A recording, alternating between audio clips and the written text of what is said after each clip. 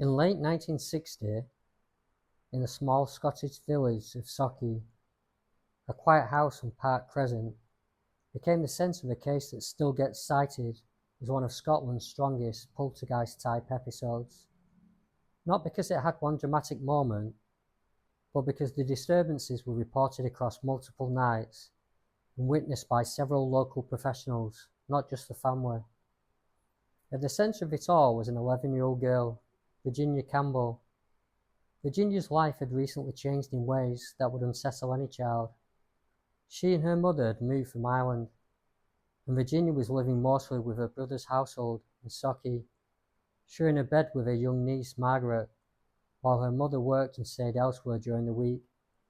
At school, Virginia was described as extremely shy, outwardly calm, and going through rapid puberty changes, a detail often noted in discussions of poltergeist agent cases from that era. Then the disturbances began.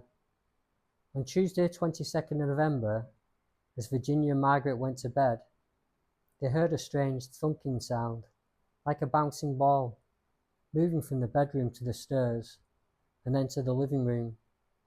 One pattern was noticed early. The disturbances tended to stop whilst Virginia fell asleep. The next day, Virginia stayed home from school. That afternoon, in the living room, family members reported seeing a sideboard shift away from the wall and move back, even though Virginia was seated nearby and not touching it. That night, the knocking intensified, loud enough that neighbours heard it and came in to listen. A local vicar, Reverend T.W. Lund, arrived around midnight.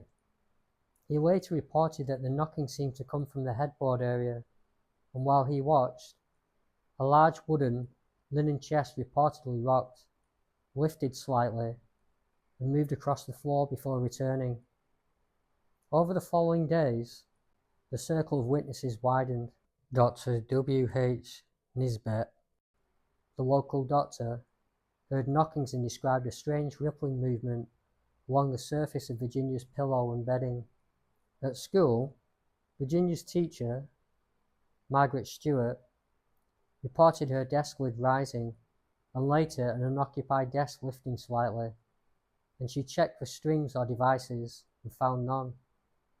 Dr. William Logan and Dr. Sheila Logan also visited and reported hearing knocks near Virginia, varying from gentle taps to violent raps, including a surge right as they were preparing to leave. On one of the later nights, witnesses set up a film camera and tape recorder in Virginia's room.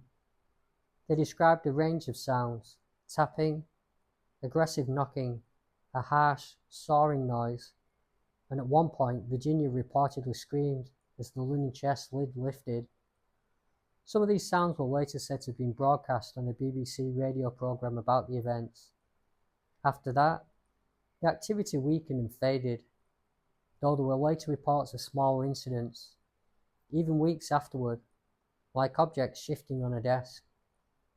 The case was investigated the following month by researcher A.R.G. Owen, who interviewed Virginia, family members, and key witnesses, including the vicar, 3 doctors, and her teacher. Owen's published view was that the best attested physical events, the knocks, the movements witnessed under observation, were difficult to explain as simple trickery, while also noting that not every claimed detail had the same weight. So what was it? A hidden method no one spotted? A rare chain of coincidences? A psychological and physical expression of stress we still don't fully understand? Or something stranger operating at the edge of what we can measure? The record doesn't hand us a final answer. It hands us a cluster of witnesses, a tight timeline, and a young girl in the centre of an upheaval, while something in that house seemed to answer her presence. And there's been renewed attention in recent years. Later investigators, including Scottish researcher Malcolm Robinson, revisited the Sauchie case, gathering extensive local press coverage and attempting to track down original witnesses and learn more about Virginia's later life, adding human background around the famous core events. The Sauchie poltergeist remains haunting, not just for what was reported, but for who was living through it. An 11-year-old, displaced, shy, adapting, while a house responded in knocks, movement, and disturbance. And whatever you believe the cause was, it's the combination of time, place, witnesses, and human pressure that keeps Sauchie from fading into just another ghost story.